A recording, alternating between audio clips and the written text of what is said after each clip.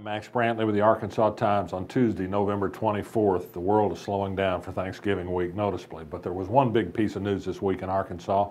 State Auditor Andrea Lee has been suing in circuit court in Pulaski County, attempting to lay state claim to some $160 million in matured U.S. savings bonds once owned by Arkansas citizens, but now unclaimed for many years, sometimes decades, in the hands of the U.S. government. The U.S. government won't turn them over to the states. 18 of them are suing to try to get these into the unclaimed property schemes that the states have for taking control of unclaimed property and eventually to the state's benefit.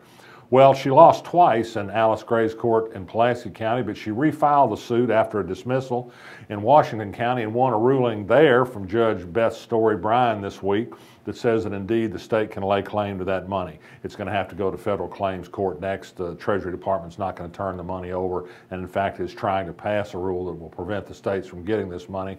But for now, there's at least the hope of a big windfall for the state of Arkansas from this action by Andrea Lee. More to come. Interesting legal finagling going on in that.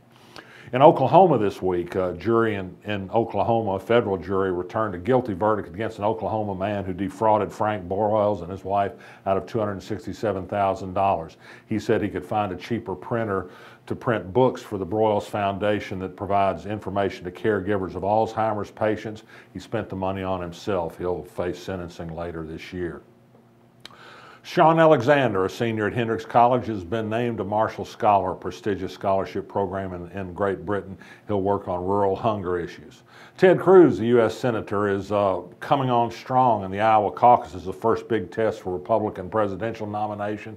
He's right behind Donald Trump, moved ahead of Ben Carson. The news here that's of interest in Arkansas is that Mike Huckabee, who won the Iowa caucus in 2008 and was thought to have strong support among the evangelical voters who are very important in Iowa, is tied for 8th place with only 2% of the vote. His presidential hopes are not looking too good at this moment.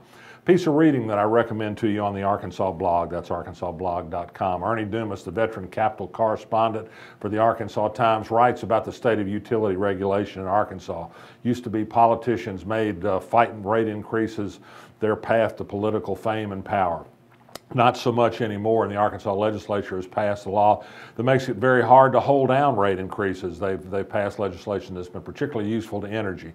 Good explanation of Ernie on the bad situation for consumers in Arkansas today, if not for the big corporate customers of electric power. He does note that Attorney General Leslie Rutledge, who we've sometimes criticized for being overly sensitive to corporate interest, is fighting in behalf of consumers in a current energy rate case.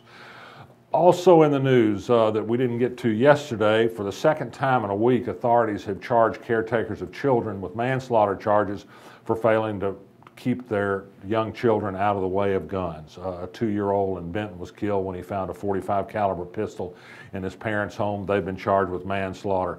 And finally, a terribly sad story. I wish I had a funny one, but this is a sad one. You know, there was a lot of news when people were down on the Hogs quarterback and spray painted his car. Something even worse happened to Arkansas State University quarterback Freddie Knight. And somebody stole his dog and killed it and returned the body to him. And Freddie is not happy about it, nor would anybody be. A sad tale. I'm Max Brantley. Hope for better news tomorrow. You feel it in your heart. The spirit of Little Rock. We've had that spirit since 1927, helping build our city by producing decades of leaders in the heart of our state. We are the heart of business and innovation, the heart of politics and government, the heart of arts and culture, and in our city beats the heart of a Trojan.